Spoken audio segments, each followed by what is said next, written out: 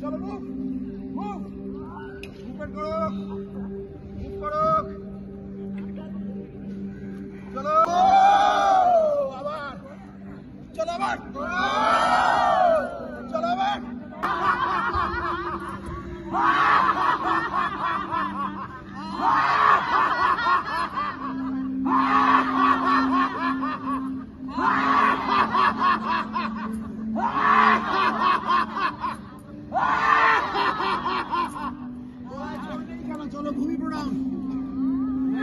আচ্ছা এইবার আচ্ছা এখন আমার সঙ্গে রয়েছে মালা আন্টি, যে ভৈরব গাঙ্গুলি কলেজের মাঠে যেখানে আমি যোগব্যায়াম শেখাই।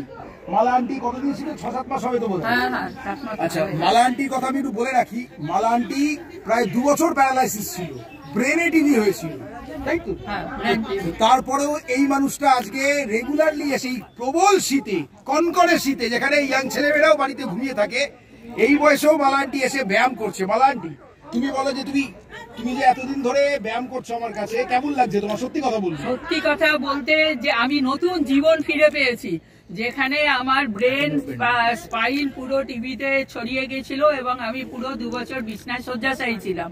আমি এই রাহুলের খবর, আমি আমার পাশের এক মেয়ে আছে, আমার বোনের মতন সাথী, তার থেকে পেয়েছি। তারপর আমি এখানে আসার পর 6-7 মাস করেছি, যে কি এনার্জি পাচ্ছি আর কি যে ভালো লাগছে, মনে হচ্ছে যেন নতুন একটা জীবন ফিরে পেয়েছি। তো এখন মনে হচ্ছে এখন আমার 60 হয়ে গেছে, আমি গত বছর রিটায়ার করেছি। Age is nothing but a number. এবং এখন আমার মনে হচ্ছে আমিও রাহুলের সাথে ম্যারাথনে দৌড়বো, আমিও পাহাড়ে দৌড়বো। এবং আমার শারীরিক যে প্রবলেমগুলো ছিল, আমি সিভিয়ার আর্থাইটিসের পেশেন্ট, আমার osteoarthritis, rheumatic arthritis, HLA-B27 positive, অনেক কিছু প্রবলেম আছে। বা সেই সব প্রবলেম এখন আমি মনেও ভাবি না। আমার একদিনও যদি আমি এখানে না আসতে পারি, তাহলে আমার মনে হয় যে আমি অনেক কিছু হারিয়ে ফেললাম। মানে এত আমার ভেতরে প্রাণের সঞ্চার হয়েছে। তো মেনি থ্যাঙ্কস টু রাহুল। তবে এই রাহুলকে আমরা জীবনে ছাড়বো না, যতদিন বেঁচে থাকবো শুধু রাহুলময় আমাদের জীবন হবে।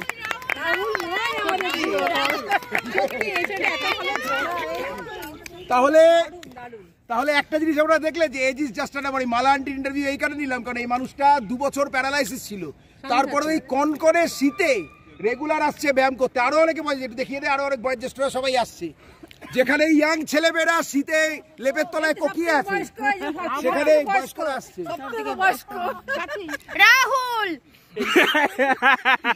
তাই জন্য এবার সবাই মিলে বলবো, চলো রোজ করলে যোগ, আর হবে না রোগ। চলো আবার রোজ করলে যোগ, রোজ করলে যোগ, আর হবে না রোগ। Thank you.